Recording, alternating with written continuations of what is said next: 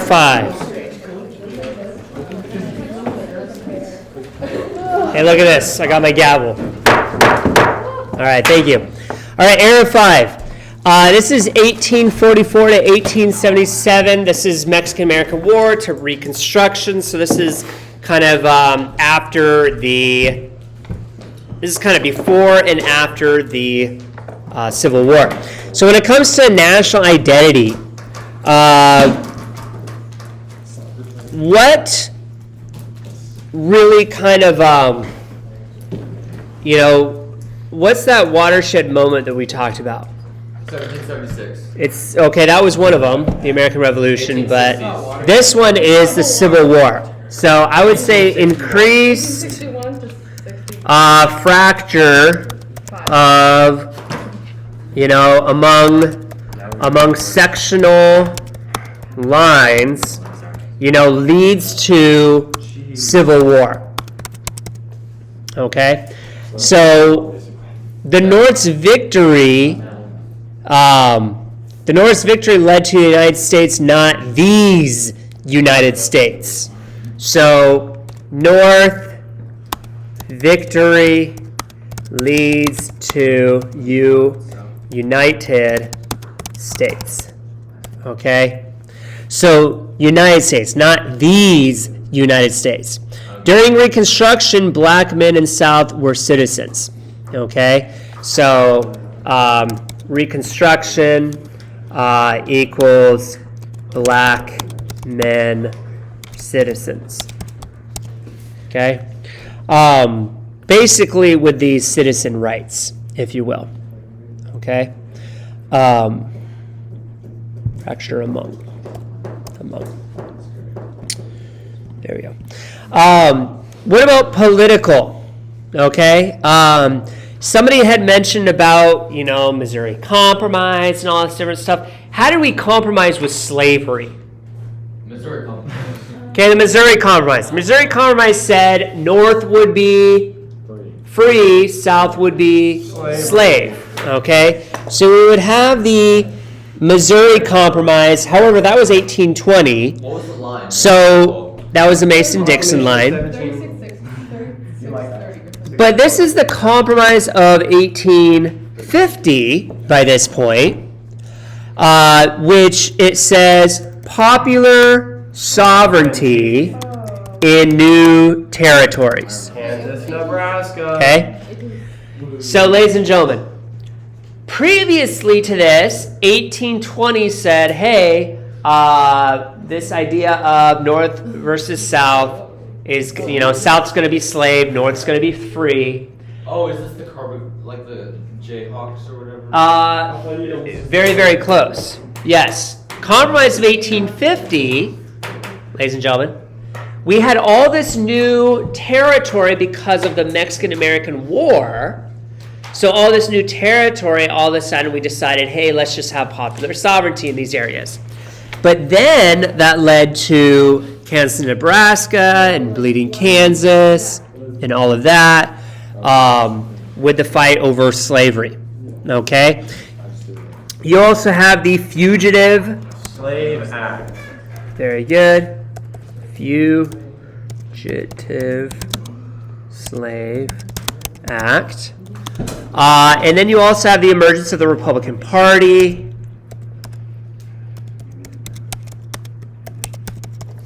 The Fugitive Slave Act, again, remember that it targeted the Underground Railroad. It made it a federal crime to help a slave, not just help a slave escape, but to keep a slave from getting caught.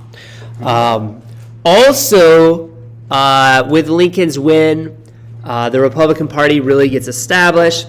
We would also have the 14th and 15th Amendment being pretty important politically. Okay, the ending of slavery, obviously, with the 13th Amendment. And then 14th Amendment is citizenship. 15th Amendment is the right to vote.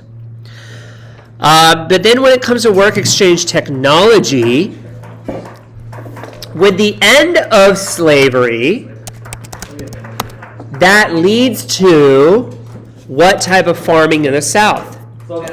Sharecropping, okay? And this sharecropping is tenant farming, you're right, where you're renting the land, you're renting the tools, you're in a state of virtual slavery, it's very demoralizing because, ladies and gentlemen, if you rent forever, you don't feel like you ever really own.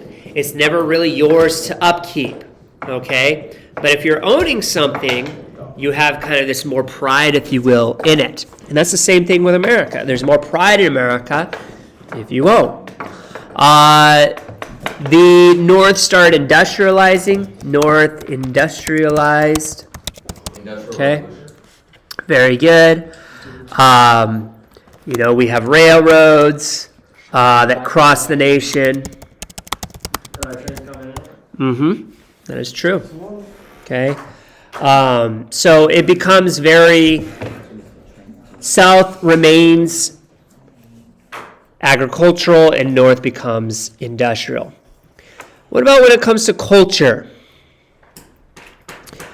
Before the Civil War, during the time of the American Revolution, did Thomas Jefferson really, really like slavery? No. No, he saw it as a what? A necessary evil, okay? But by this time, before the Civil War, they were glorifying slavery as what? Positive good. Okay, that positive good, right? So, when it comes to culture,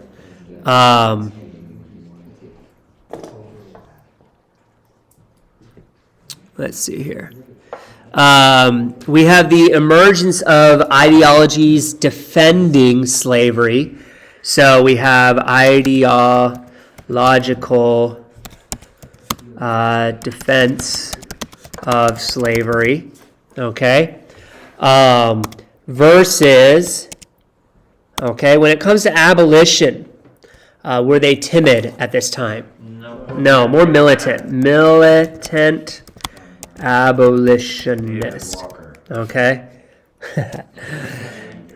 Yes. His pops. Yeah. David Walker is not the Walker expedition. That was different. The Walker expedition was pro-slavery into South America. David Walker was the violent abolitionist. Yes. Very good. So,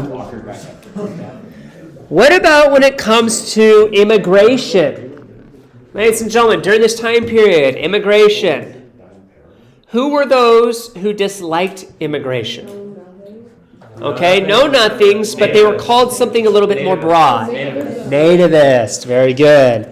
So nativists, these are not Native Americans, remember that, okay? These are native white-born Americans. These nativists hate immigrants, okay? And it's really these nativists that this feeling starts the KKK and later, spills towards people of Asian descent, and would even go until, modern times and everything. But even in the 1970s, as Asians are coming to America and fleeing hostile regimes in Asia, there would still be that anti-immigration policy. Hey, man, Yes. did you want that under migration? Yeah, no, under culture, because it's the culture of immigrants and everything.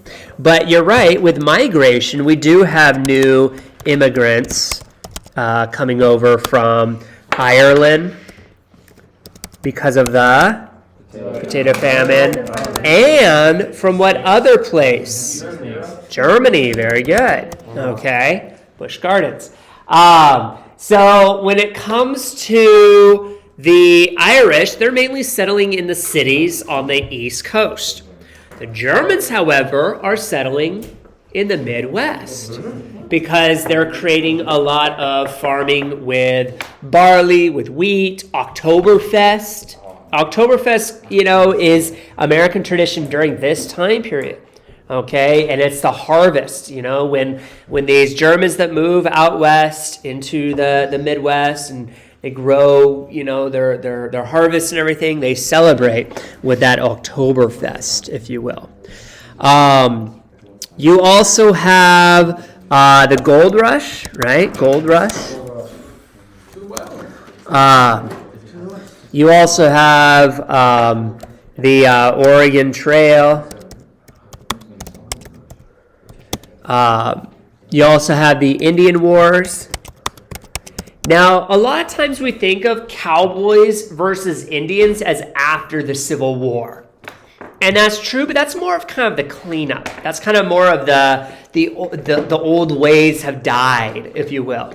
It's really before the American Civil War that the cowboys versus Indians is really in full force. And after the Civil War is pretty much when there's really no more Indian wars happening, if you will.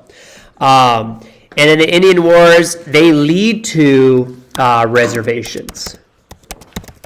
Okay? Native Americans being isolated on reservations. With geography, of course, we have gold in California.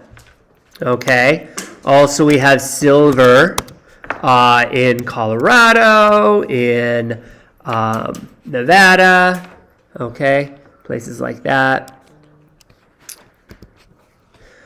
Then we also have, with the help of, the Civil War, we have a large population in North. Okay, and then America becomes this bread basket.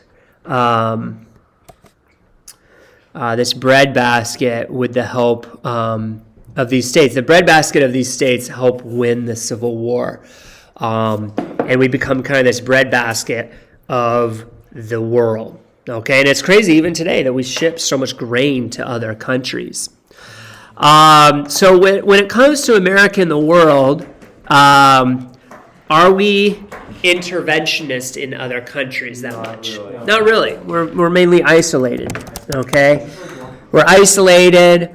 Isolationism. Let's actually use the term isolationism. I like that term. Isolationism. We do fear. Okay, Great Britain. Fears of Great Britain. How are we fearing Great Britain at this point? Their navy? I feel like they're making allies or something. Okay, first, during Polk's presidency, we fear that they are going to take parts of like current Washington, which was the Oregon territory at that time. Okay, and so he has the campaign 50-for-40 or fight. Hey, we're going to take, British Columbia. We're going to take Victoria Island. We're going to kind of, take that passage. To get to Alaska, you have to pass through Canada, right? Well, with Polk, he wanted to kind of connect those two, if you will. So there's this fears of Great Britain in Oregon, but even more so,